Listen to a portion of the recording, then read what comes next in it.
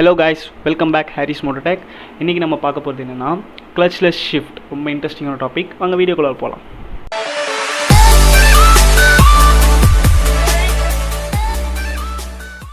clutchless shift அப்படினு என்னன்னு பார்த்தீங்கன்னா கியரை வந்து கிளட்ச் இல்லாமல் போகிறது. ஓகேவா? அண்ட் இதில் நீங்கள் த்ராட்டில் கொடுக்கும்போது என்ன நடக்குதுன்னா உள்ளே இருக்க கியர் பாக்ஸ் அந்த டீத்லாம் வந்து ஒன்றோட ஒன்று ரொம்ப ஹார்டாக புஷ் பண்ணியிருக்கும். ஸோ அந்த டைம் வந்து நம்ம கியர் ஷிஃப்ட் பண்ண முடியாது. ஓகேவா? அது வந்து ஹெவி லோடில் இருக்கும். ஸோ அந்த டைம் கியர் ஷிஃப்ட் பண்ணக்கூடாது.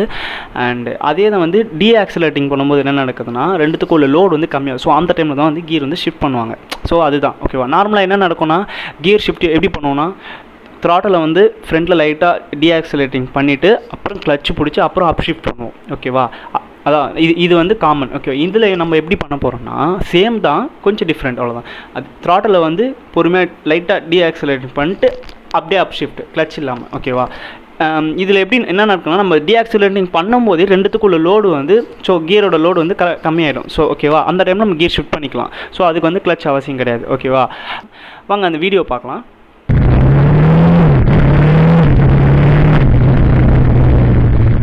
ஓகே, வீடியோ முடிஞ்சிச்சு. ஓகே, நீங்கள் வீடியோ பார்த்துட்டு உங்களுக்கு பிடிச்சிருக்குன்னு நினைக்கிறேன். ஓகே, இதே வந்து பார்த்தீங்கன்னா நம்ம டவுன் ஷிஃப்ட்டும் பண்ணலாம். ஓகேவா? டவுன் ஷிஃப்ட் எப்படி பண்ணலாம்னு சொல்லிட்டு வாங்க அந்த வீடியோ பார்க்கலாம்.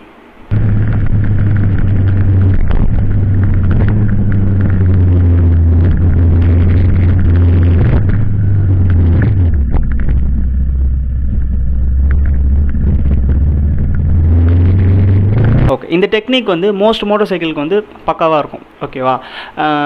சில மோட்டர் சைக்கிள் வந்து செட் ஆகாது. எப்படி எந்த மாதிரி மோட்டர் சைக்கிள் பார்த்தீங்கன்னா bigger flywheel wide range gear box இருக்கிற மோட்டர் சைக்கிளுக்குலாம் வந்து செட் ஆகாது. ஓகேவா? ஏன் அப்படி மீறி நீங்கள் அதை பண்ணிங்கன்னா என்ன நடக்கும்னு தெரியும். உள்ளே இருக்க கியர் பாக்ஸ்லாம் அந்த டீத்தை ஒன்று ரொம்ப ஸ்லிப் ஆகி அது உடஞ்சி உள்ளே பர் நிறைய சேர்ந்து. ஸோ நீங்கள் நிறைய பைக்கில் பார்த்துக்கலாம். ஹார்ட் ஷிஃப்ட் பண்ண பைக்லாம் கிராங்கஸ் கட்டும் போது பார்த்தீங்கன்னா தெரியும், ஃபுல்லாக பர்ராக கிடக்கும். ஓகேவா? ஸோ அந்த மாதிரி இஷ்யூஸ் வரலாம். ஓகேவா? அந்த டெக்னிக்கை கரெக்டாக பண்ணிங்கன்னா ஒன்றும் பிரச்சனை இல்லை. ஓகேவா? சில பேர் இது யோசிக்கலாம், இந்த கிளட்ச் ஷிஃப்ட் வந்து நம்ம மோட்டர் சைக்கிள் என்ன அஃபெக்ட் பண்ணுமா அப்படின்னு சொல்லிட்டு. கரெக்டான டெக்னிக் யூஸ் பண்ணிங்கன்னா ஸ்மூத்தாக இருக்கும். ஓகேவா?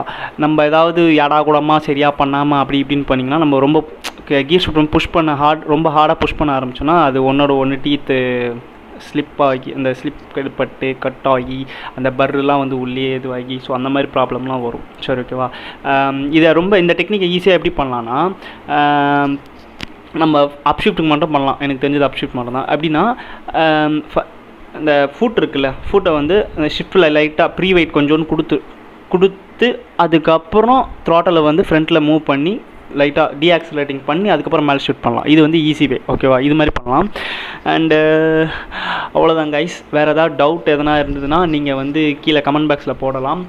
அண்டு இந்த வீடியோ உங்களுக்கு பிடிச்சிருக்கும்னு நினைக்கிறேன். நாளைக்கு ஒரு இன்ட்ரெஸ்டிங்கான வீடியோவில் பார்ப்போம். அண்டு அது வரை பை பாய், சியா.